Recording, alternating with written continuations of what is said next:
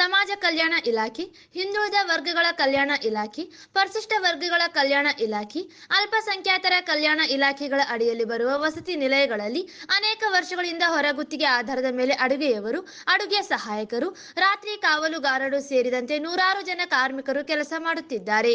ಕಾರ್ಮಿಕರಿಗೆ ವೇತನ, PF, ESI, ನೇಮಕಾತಿ ಪತ್ರ, ಗುರುತಿನ ಚೀಟಿ, ವೇತನ ರಶೀದಿ, ರಜೆ ಸೌಲಭ್ಯಗಳು ಕಾಲಕಾಲಕ್ಕೆ ಸರಿಯಾಗಿ ದೊರಕುತ್ತಿಲ್ಲ ಎಂದು ಆರೋಪಿಸಿದರು.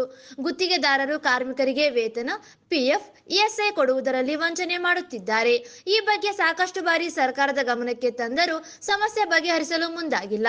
ಹೊರಗುತ್ತಿಗೆ ಕಾರ್ಮಿಕರಿಗೆ ಕಾರ್ಮಿಕರ ಕಾಯ್ದೆ ಅನ್ವಯ ನಿಗದಿಯಾದ ಶಾಸನಬದ್ಧ ಸೌಲಭ್ಯಗಳನ್ನು ಸಹಿತ ನೀಡುತ್ತಿಲ್ಲವೆಂದು ದೂರಿದರು.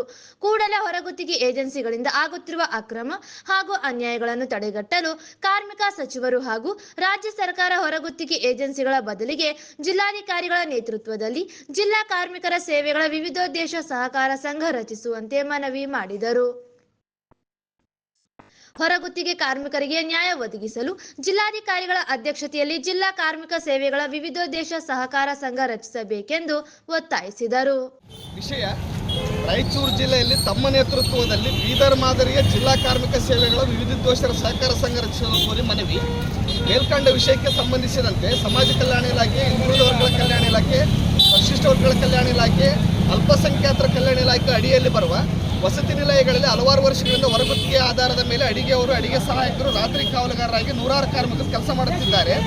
ಈ ಕಾರ್ಮಿಕರಿಗೆ ವೇತನ, ಪಿಎಫ್, ಇಎಸ್ಐ, ನೇಮಕಾತಿ ಪತ್ರ, ಗುರುತಿನ ಚೀಟಿ, ವೇತನ ರಶೀದಿ, ರಜೆ ಸೌಲಭ್ಯಗಳು ಕಾಲಕಾಲಕ್ಕೆ ಸರಿಯಾಗಿ ದೊರಕುತ್ತಿಲ್ಲ.